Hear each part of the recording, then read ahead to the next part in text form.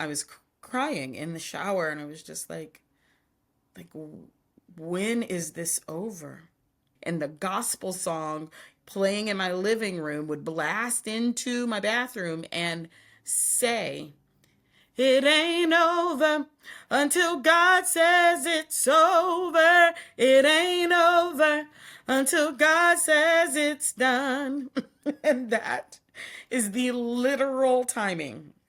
It can be hard in the midst of so much violence, oppression, and despair to believe in a just, loving, and compassionate world. I'm also clear that if ever we need a collective hold of that possibility, it is now. Mundane Miracles with Sonya Renee Taylor is a podcast where I share stories, reflections, anecdotes, and epiphanies from my daily existence in an effort to collect evidence that life is truly loving and kind, full of intention, guiding us all toward greater love, grace, and compassion, proving that if we learn to look and listen, we will hear and see that life is indeed unfolding for our highest good. Join me as I share evidence that life is happening on purpose with radical love in service of our highest good, even when it sucks, especially when it sucks. When I let my grief take up all the space of 1,000 oceans that were washing over me every day, I have to say, I felt joy. I felt joy, oh boy. I felt unexpected, unusual, surprising waves of joy. Hello, I want to welcome you to part 2 of The Great Collapse and the Great Awakening, this podcast episode about my awakening process. If you missed the first episode, I am walking us through what happened in March of 2022 when I was catapulted into my own awakening experience through the pretty tumultuous collapse of my life as I understood it. In this episode, I share how I began receiving messages of spiritual guidance, how I began to learn to listen at the level of the subtle and supernatural realms, and how my deep surrender was the catalyst for the most profound transformation of my life. So this actually is a 3-part series. So I want you to tune in, enjoy, and thank you for being part of my awakening experience by getting to share it with you. Hey you, hey you, hey you, hey you, hey you, hey you,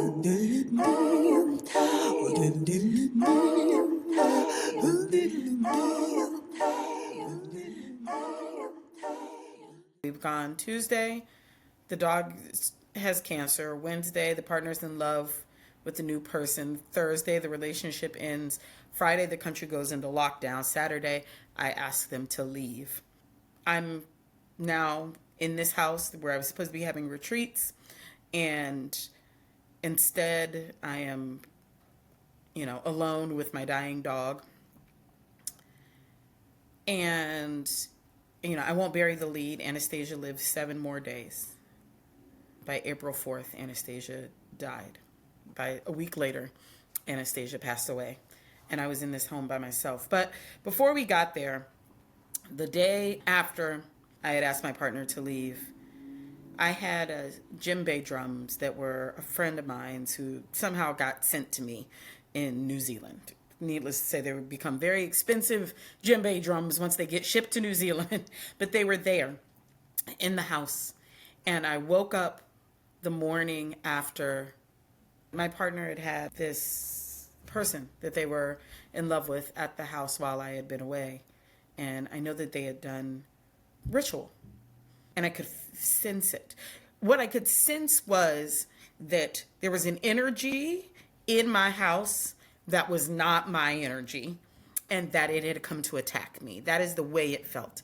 And it felt like I needed to move this energy that was in my body, that it was in the home. I needed to move this energy out. And so I picked up this djembe drum and I just started playing it, and I started calling on my ancestors. And I did not come from a place that had like a a deep ancestor veneration practice. I had a bit of it because my mother had died and because my grandmother had died, and so I I had an ancestor veneration practice because I was in relationship with my mother in the form of spirit. And so, but I don't know consciously where the impetus to call on my ancestors to help me cleanse the space came from. I don't know where the I don't know where it came from, but I knew that I needed spiritual intervention that was beyond myself to make it through what was the utter collapse of my life as I understood it. You know, like 4 days earlier, I was, getting ready to host radical self love retreats. And, I was in love and I had a dog and a house and I had moved to New Zealand and I had this rich, full life. And then in the course of 4 days, all of it was gone or about to be gone. Or at least that's what it felt like. And so I began playing the drum, and there was a table in the center of my dining room. And this table had been made by my partner, and my partner made the table to host the people who were going to be at our retreat, at this radical self-love retreat. And so they built this table by hand. It was massive. It was meant to seat 10 people. And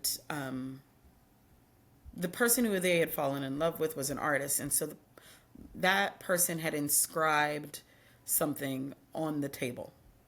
And so I'm in this house by myself, and here there's just this ginormous table with the inscription from the person who my partner had left me for. And, or at least that's the way I was experiencing it. And I wanted nothing more than to burn it down. I was like, if there was a way to set this on fire without setting this whole house on fire, I would have set that table on fire. And it was like, it was massive, and it was sitting in the center of the house. And every day I had to maneuver around it. And so I would, make myself some food, and I would go into my den. And I wasn't eating much, needless to say. By the day after my partner had moved out, maybe I was eating once a day or something. And I would go inside the den. And this one particular day, I took my dinner and I went inside the den and I sat down on the couch. And I heard, "Go eat at the table." Now, up to this point, I had not received auditory messages. My relationship to how spirit or ancestors communicated to me did not have any clear pattern or structure around it. I didn't have a real sense of how I got messages. I didn't have a real sense of how I listened. I thought. I didn't listen, I thought. And that's not totally true, because there are definitely things that I did that felt like knowing. But even that I would have just called my intuition or my hunch, or I didn't have language to name it or understand it. And so when I heard this voice tell me, "Go sit at the table," it was auditory. But I was in such emotional disarray that I didn't have yet the capacity to question, why am I hearing auditory voices? I just had enough capacity to argue with it. Right? I had enough capacity to be like, I don't want to sit at that horrible, awful table. And I heard it again. "Take your food and eat at the table." And what is true is that the day before, I had cleansed the space and I had called in the ancestors and I had prayed and I asked God and my angels to help me, because I felt like I was going to lose my mind. And when I'm having a moment right now. There is an artist named Yeba, and I love Yeba. And it was my former partner who put me on to Yeba. And one of Yeba's earliest videos on YouTube is her at some club in New York City singing a song called My Mind. And at the time, I want to say all of this might have been a month before the end of the relationship. Like it was real, it might have been January that I was listening to this song. And I did not know at the time I was listening to the song that I was getting ready to be, starring in the lyrics, that I was getting ready to be the, what do they call it? The like live animation motion picture for Yeba's song, My Mind. Anyway, I just thought about it. I'll put the link to the video in the show notes so you can have your mind blown by Yeba and also the like lyrics. So anyway, I knew enough that I had called on some energies that were now giving me instructions and told me that I needed to go eat at that table. And so I got up and I took my plate and I went and sat at the table and I'm sobbing into my dinner, just sobbing. And I hear, "This is now your altar." And I had an altar in my bedroom. I had this 3-shelf system, and one portion of the shelf was my ancestor altar, and one portion was my altar to like my career, and then one was like family and friends, and then the bottom was like my books and journals and things like that. And by this time I had a few tarot decks that I used and that I liked, like an oracle deck. And yeah, I started collecting tarot decks. Not that I was particularly consistent in using them, but I had been collecting them. And so I had quite a few tarot decks by this time. And so I was told, "This is now your altar." And I began to move all the things that were in my bedroom altar to the center of the table. And it was such an interesting experience to have this piece of furniture that absolutely represented the collapse of my life, is how it felt, now be the place where I was being asked to do ritual every day. And so I set it all up. I set up the space, I set up the altar, and I began to move through using that as my altar space. And I was in such outrageous grief. God bless my therapist, who you all have heard me mention, Dr. Jocelyn Bronte. God bless her, because she's the reason I didn't end up probably in the psych ward during this time. Because I would wake up and, I would just cry myself to sleep. And I had a lot of support over the phone, because remember, we're in the middle of the lockdown. So now I'm in this massive house with a house, with another house, a house with 2 other houses, all alone with my dog. My dog is still alive for the first, like I said, week of this experience. And other than that, I am completely alone. But my friends would do things. I had my friend Katerina and her then boyfriend, Ben, would call me at night, and Ben would read excerpts from The Little Prince to me until I went to sleep. And it was so soothing. It was such a gift. I would be in such despair by the time I'd go to sleep that it would be almost impossible to get any sleep. And this one morning I woke up and I was just like, what is happening to my life? Like, why is this happening to me? And I had been listening to gospel music as a way to sort of get through the days.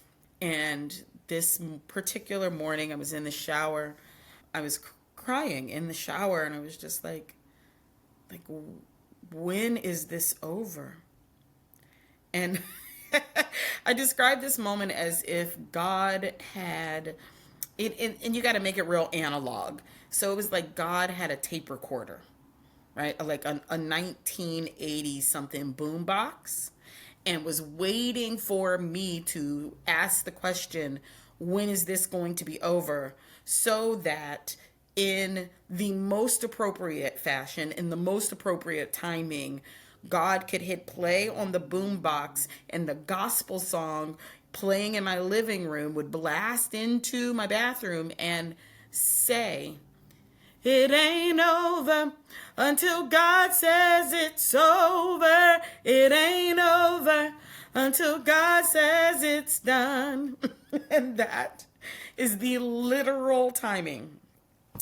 At which point I shower slid down the wall in utter despair. Hey you, hey you, hey you, hey you, hey you, hey you,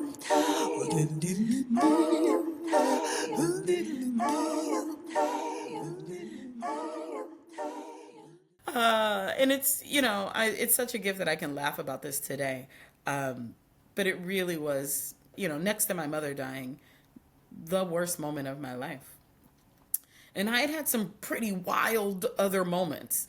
But, what I think is important to know is it wasn't just that my relationship was ending, or just that my dog was dying, or just that, what I thought was happening with my career wasn't happening, or just that I had moved to the, bottom of the world and was now thrust back into the kind of paralyzing isolation that was sort of cut of my own nightmares. It wasn't just that. It was that something had cracked open in me that I could not seal back. That there was something I had been trying to hold together that I could no longer hold together. And I had no idea how it was going to be held together, or that it wasn't.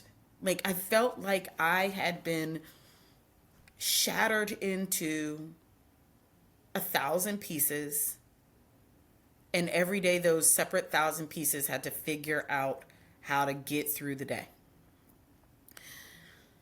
And so, I hear this message from God's boombox, that it ain't over until God says it's over. And that was when I surrendered. I realized that however I was going to survive this experience, it wasn't going to be on my will. It wasn't going to be because I thought it up. And so I said, I surrender. I surrender. I surrender. I surrender. Please help me. And the next morning, when I woke up, I was told to get up and get dressed. Now, again, when I tell you I was told, I'm not being cheeky or metaphorical. I was receiving auditory messages. I would go into my closet and I would hear, put on the yellow shirt.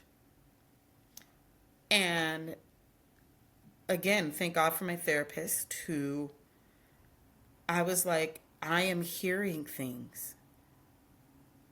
Every day I'm being told what to put on. And my therapist, I said, am I going crazy? And she said, you're not going crazy. And I was like, what's happening? And she said, you're awakening. And, a part of me was just like, well, fuck awakening. I'd prefer not to, except that I had already surrendered. I had already said, whatever is happening, clearly it's above my pay grade. And I can't do this. And so I just said yes. And so when I was told to put on clothes, I put them on. Every day I was told to take a shower and put on a particular color and then go to the altar and then do a particular kind of tarot reading, generally, a tarot reading about my day. And I was new to tarot. I knew enough to like open the book and read the definitions that were inside the book. That's what I knew how to do. But I was being taught how to do this. I didn't buy any of these books, y'all. I had my belongings mailed from the United States to New Zealand. And I ended up with some things that were not mine, things that were, I don't know whose they were, but they were not mine. And amongst those were several books. One of those books was Learning the Tarot. Another one of those books was also about the tarot. Another one of those books was about ritual. And another one of those books was about orishas.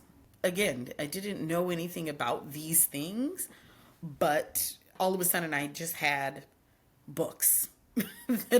There were just books there about these things that were not my books, that I did not purchase. And so I started doing these readings every single day, and they would be 2 hours long. I was in deep practice. And what's true of how I learn when a gift comes online, and for me, that there really is like, there is some thing that I have a natural aptitude for. And if given the time, I am directed to immerse myself in the practice of it. And it is through the immersion in the practice that I build skill and proficiency and learn how to wield this gift. That is how poetry came to me. That is how this astrology practice has been operating. That's how writing has operated for me. And so this is what was happening with tarot. Every day, 2 hour long reading. And it was walking me through the energies that I was living. It was like I was being given a daily guide of the energy that was moving. And it made this thing that felt like just collapse and chaos feel ordered. Like, this is intentional, and you're being given a sneak peek into how to understand these energies as they play themselves out. And that was helpful and powerful. So every day I would take Anastasia and I walk Anastasia on the beach. Like, we would just get in the car and drive because everything was locked down. And technically they even had it so that you shouldn't be, like, if you were to go outside for a movement, then the goal was that you should live near where you were going outside. And I wouldn't do that. I would just drive for maybe 40 or 50 minutes, and I would drive someplace really, really, really, really far. And then Anastasia, places I'd never been. And then Anastasia and I would walk. And so we walked on so many beautiful, just glorious, stunning beaches that first week. And one of the beaches, there are several videos I have of Anastasia and I walking on the beach that last week of her life. And, she was on steroids, so she was so peppy and alive and like just there. And we took this long, long, long drive to literally, I have no idea where this place is. I don't think I could ever find it again. I want to say maybe it was a 2.5 hour drive. And the gate to get in the park was closed. And so I parked on the side of the road, and Anastasia and I just started walking down this dirt path forever. I mean, it was far. Like, we probably walked down this dirt path for 25 minutes. And while we were there, there was a bird in Aotearoa called a piwakawaka. And it's a tiny little, they call it a fantail. It's very tiny, and it's black and brown, and it has this tail that sort of fans out. And in Maori tradition, the Piwaka Waka is the bird of the ancestors. And so oftentimes its presence means that someone may be about to die, or that it's an ancestor visiting you. And Anastasia and I were on this walk, and a Piwaka Waka just flew down in front of my face, and it just stayed there like this. And then, I was startled for a moment, and then I said, hello. And I went to put my hand out, and it didn't land in my hand, but it just came over here, and it just stayed there. And I said, thank you. Thank you for visiting me. And then it flew off.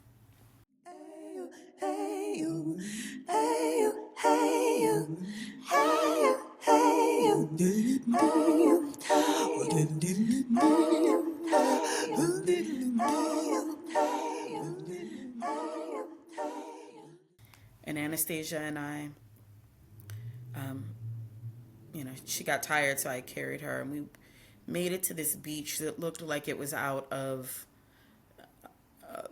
looked like it was on another planet. Like, it was endless and so massive, and the shoreline was epic, but the mountains were like this reddish orange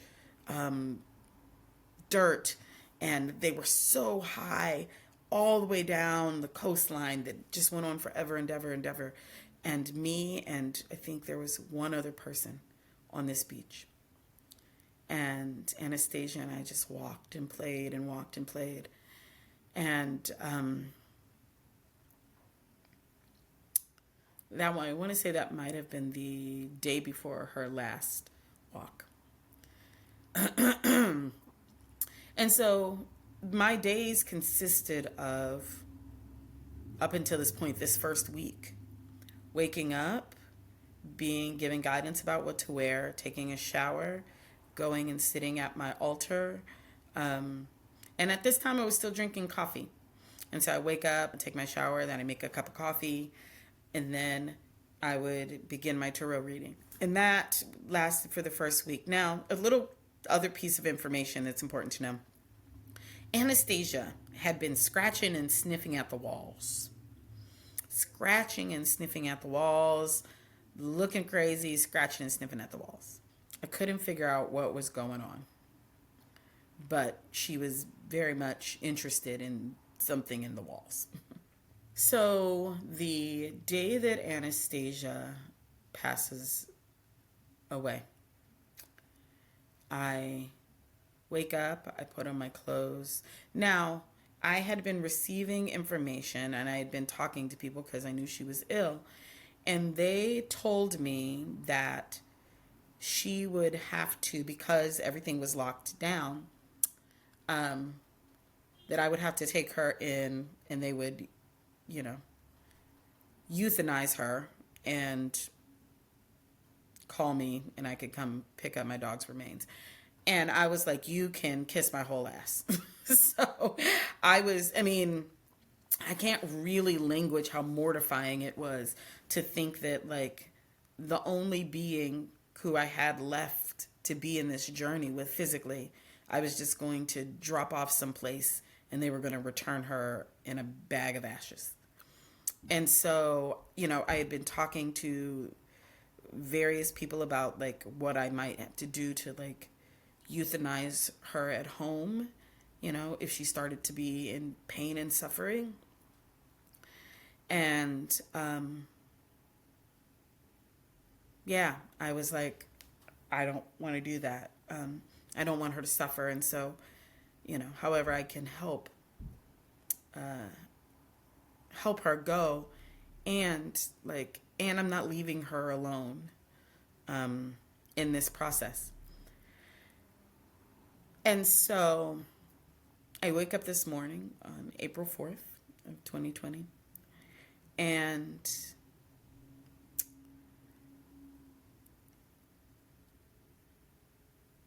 I can't find Anastasia. I was recording a podcast episode for a friend's podcast, and I couldn't find Anastasia. And I was looking for her and looking for her. And after the podcast, I realized that she was hiding away, I believe, in my closet. And I looked at her and I knew that she was hiding from me because she was dying, that she didn't want me to see her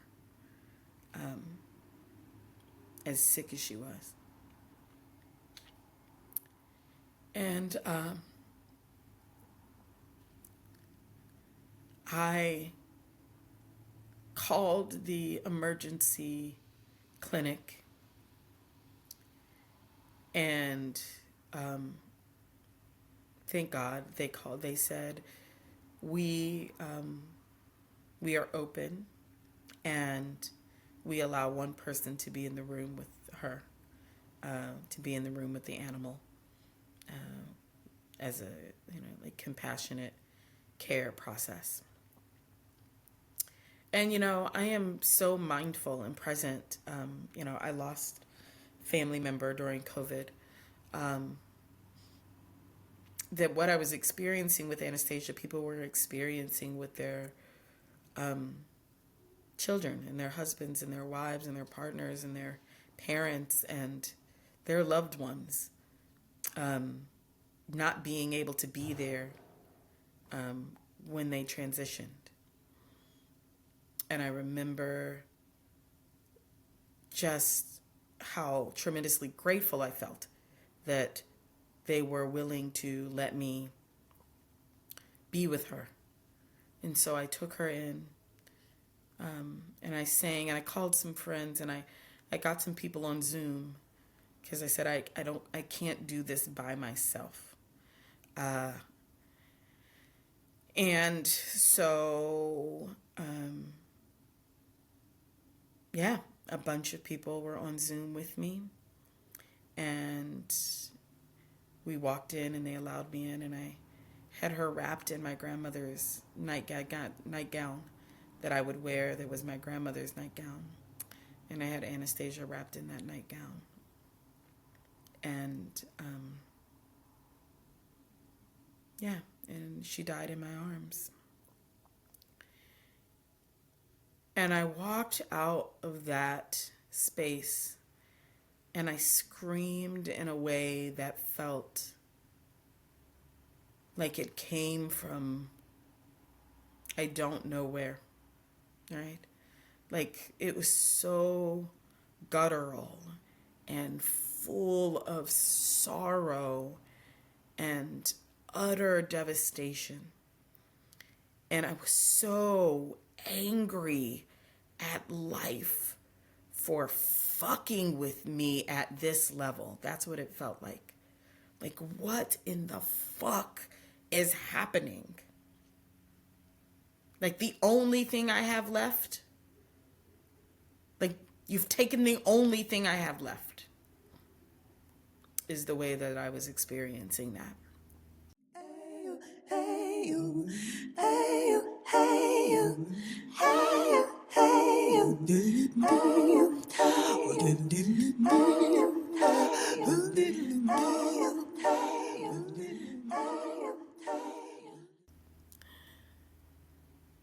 And it was like after Anastasia passed, there's a way in which it was then go time.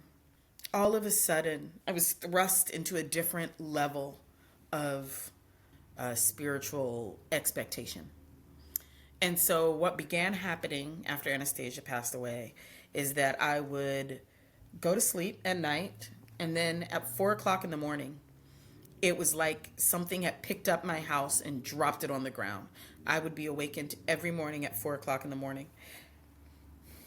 And if I tried to ignore it, I would be awakened every 15 minutes afterward until I got up. And when I was awakened, I was told to drive to the ocean to get water for my altar. There was a nearby beach, the beach that I had, often walked Anastasia on before she became super ill. And it's like it was a bay. And I would try to go there.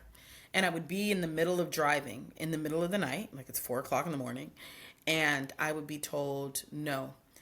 There was another beach called Piha, and Piha is east of Auckland. There are two bodies of water that surround New Zealand. One of them is the Pacific Ocean, and the other is the Tasman Sea. And the Tasman Sea is the sea in between New Zealand and Australia. And the waters of the Tasman Sea are incredibly intense and incredibly violent. And at Piha Beach is where the Tasman Sea waters meet. And it's a black sand beach. And the riptides are often known to kill people. People die pretty much every summer from the riptides at Piha Beach. And I'd be told at 4 o'clock in the morning to drive to Piha. Piha was an hour away from my house. And so by the time I got to Piha, it would be 4:50. And at this point, I would say that like sunrise might have been at like 6:15, 6:20. So I would be sent to the ocean. And when I got to Piha, the waves, it would be low tide, which would mean that in order to get to the water to fill my picture for the altar, I would have to walk in the dark for what felt like eternity, walking in the dark to get to the shoreline to gather water. The first time I did it, I got so overwhelmed with fear, I just went back into the car and cried and fell asleep in the car. And then the second time I was directed, it was so clear that this was an assignment that I was to figure out how to do. I want to say that it took me 3 tries to get there. And by the time I would get back home, it would be sunrise. And then I'd be cross-eyed with exhaustion. Because mind you, I'd be up all night crying, like be crying till midnight, 1 o'clock in the morning, not sleeping well, and then being awakened at 4 a.m. to then go drive to the ocean and collect water. Eventually, I figured out how to do it. I'm certain it was within the first week after Anastasia died. I discovered why she'd been sniffing at the walls. I opened one of my drawers and there were mouse droppings. And so I had a mouse in the house. And I had mouse trauma. One of the first times that I was separated from my family, my mother went into rehab and we had to go live with my grandmother. And when we arrived, there was a mouse infestation in the house. The mice were making nests in the shoes, in the drawers. There were mouse droppings everywhere, and there were often dead mice. And one morning on my way to school, there was a dead mouse in the middle of the floor. And I can't remember. In my mind, there was, my grandmother said, "Look, Sonya," and tricked me and made me look at this dead mouse. Now, there's a way in which that feels like nothing that my grandmother would ever do. And also, my grandmother was a Scorpio. So every once and again, she would do some wild shit you would never imagine she did. And so I don't know what's true about the memory. What I know is that I didn't eat Cheerios because I was eating a bowl of Cheerios that morning before school. I didn't eat Cheerios for like 30 years. I know that. And I know that I had an absolute, phobic response to mice and rodents in general. And every time that I had a place where I lived that had a mouse infestation, I just left. I would just move out. That's what would happen. If there was mice, I would just move out. You can have the house mouse.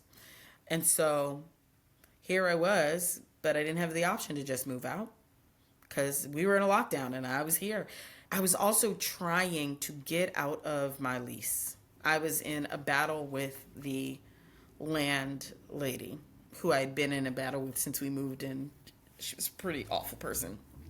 What's true is it doesn't matter how beautiful or grand the house is. It doesn't matter how glorious or special it is. None of that matters. Because when you don't want to be someplace anymore, you don't want to be there. It doesn't matter how beautiful it is. It doesn't matter how well appointed it is, how comfortable it is, how high end it is. None of those things matter. You know, that house felt like it was the definition of devastation for me. It no longer meant anything other than the place where my whole life shattered apart. And I wanted nothing more than to get out.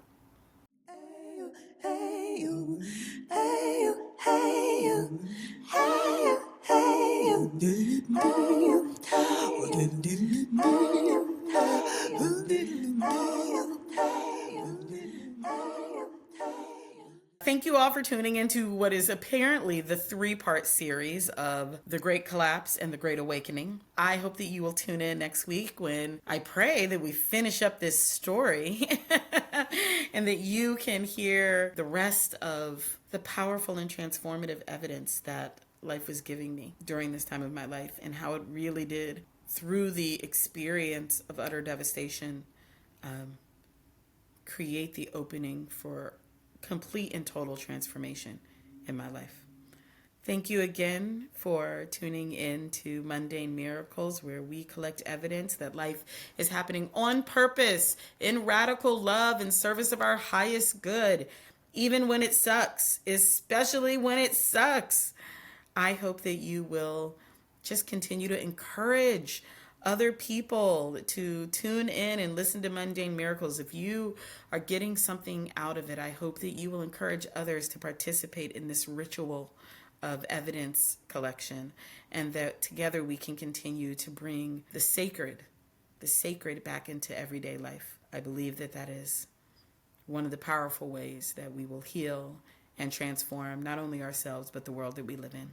I can't wait to talk to you all again quite soon. In the meantime, continue to love yourself radically and love each other the same. Bye. You think you are dying, but you are being born. Mundane Miracles with Sonya Renee Taylor is produced by Sonya Renee Taylor, edited by Dr. Shannon Weber. Our opening music is Joy and Grief by Sean and Abigail Bingson of the Bingsons. Our closing song is Dying by the Bingsons. Join us in the ritual of collecting evidence by rating, commenting, and subscribing to Mundane Miracles on Spotify, Apple Music, YouTube, or wherever you get your podcasts. You can get early access to episodes and support our radical love work by becoming a member on Patreon at patreon.com/Sonya Renee Taylor. That's patreon.com/Sonya Renee Taylor.